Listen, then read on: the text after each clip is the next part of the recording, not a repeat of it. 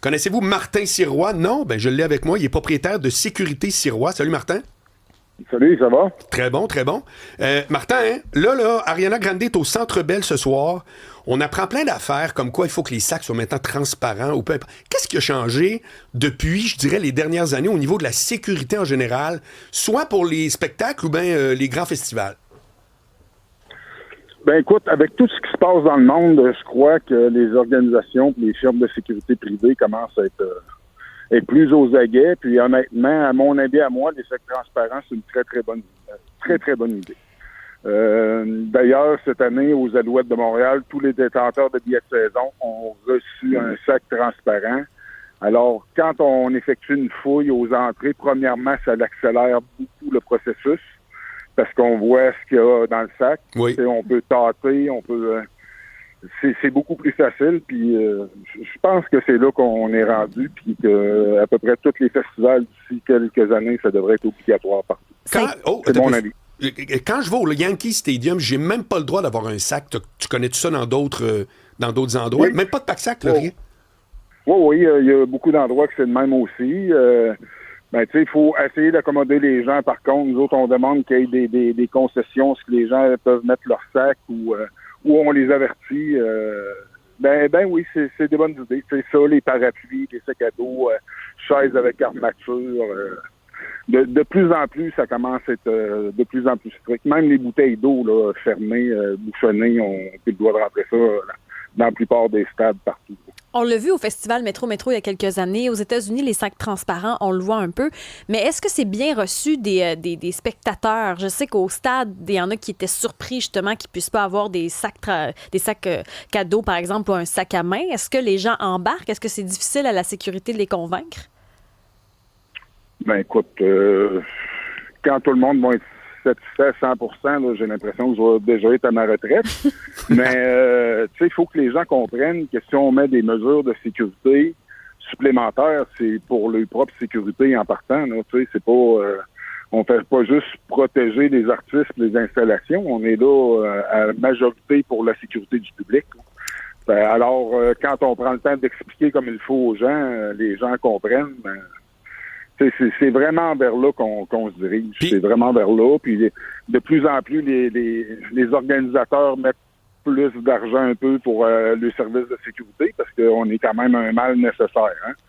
Quand il se passe rien, on est à trop. Puis quand on n'est pas assez puis qu'il se passe de quoi, ben on est un peu jugé. Mais je crois que les gens s'attendent à ça et graduellement, c'est vers là qu'il faut aller. Dis donc, Martin Sirois, si on regarde l'actualité, à un moment donné, il est arrivé de quoi à Berlin?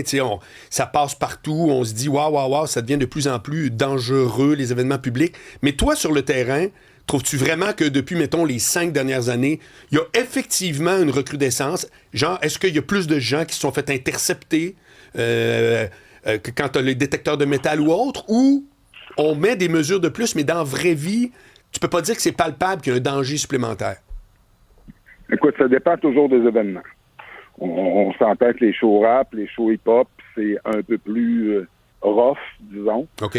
Ben, en majorité, écoute, tu sais, on va avec la vague. On suit le temps, on suit les événements, puis on s'ajuste avec les événements qui surviennent ailleurs. Tu sais, malheureusement, c'est comme ça. Tu sais, ben, on essaye, tu sais, il se passe de quoi à Toronto ou peu importe où dans le monde. Oui. Ben, nous autres, ça nous porte à réfléchir comment ça s'est produit, puis on essaye de convaincre les promoteurs de mettre des mesures supplémentaires. Mais il faut se dire aussi que les services municipaux, services de police, Québec, Montréal, un peu partout, sont ça coche là, ces années-ci. Là, sont là, ils interviennent, ils sont présents.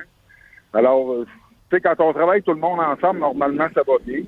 Et tu dis, c'est plus rough. Quand tu parles, par exemple, des shows hip-hop, qu'est-ce que tu vois sur le terrain? Qu'est-ce qui est plus rough? C'est quoi le comportement? Ouais.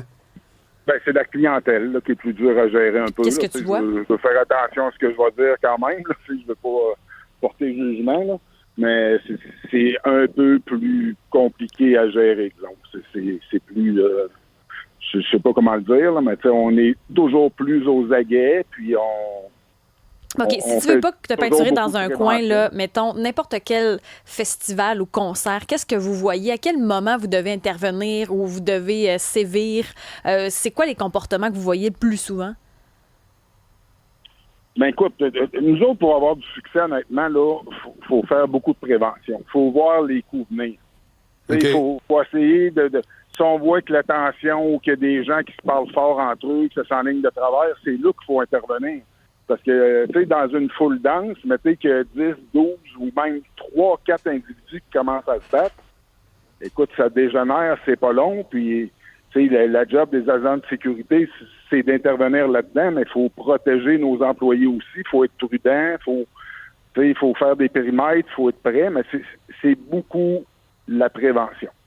La prévention, une bonne fouille à l'entrée, des affiches comme il faut, que les gens soient au courant, des bons messages au début des festivals aussi pour les festivaliers, c'est la clé du succès pas mal. Marc parlait de la fusillade en fin de semaine à la Fierté Berlin. Il y a eu plusieurs blessés, il y a eu des décès aussi. On sait que Fierté Montréal va renforcer sa sécurité. Il y a Hochelaga en fin de semaine. Est-ce que c'est la même chose partout?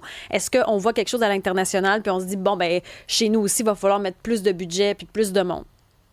Oui, absolument. Nous autres, on le propose fortement. Puis de plus en plus, les promoteurs puis les services municipaux exigent un minimum maintenant.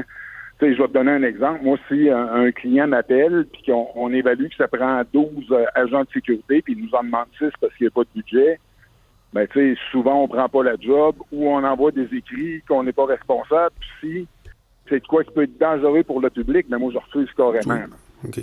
On a quand même une responsabilité, on a une image à préserver, puis c'est important, mais de plus en plus, les gens collaborent, les organisateurs et tout. Puis ça peut coûter combien dans un budget, ça, d'augmenter comme ça la sécurité? Ben écoute, on fait des événements, ça dépend du nombre d'agents, ça dépend des heures. On fait des événements, ça peut coûter de 1 000 à 60 000 par soir. C'est vague comme... Oui, selon la grosseur. C'est ça, puis c'est selon la périphérie, selon la salle. Je vais te donner un exemple. Tu peux faire un spectacle dans une salle à 8 agents, puis dans une autre salle, il va falloir être 15. Ça dépend du nombre de sorties, ça dépend de comment c'est fait. Dis donc, Martin Sirois, en terminant, c'est quoi l'affaire la plus spectaculaire sur laquelle toi ou tes équipes vous êtes intervenus? De quoi qui brasse, là? Ouais.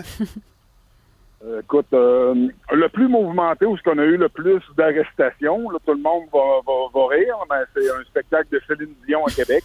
Tabarouette. On a fait le plus d'arrestations. Sérieux? Mais le plus dangereux pour nous et tout ça, c'est à l'époque un show de Rammstein à Québec.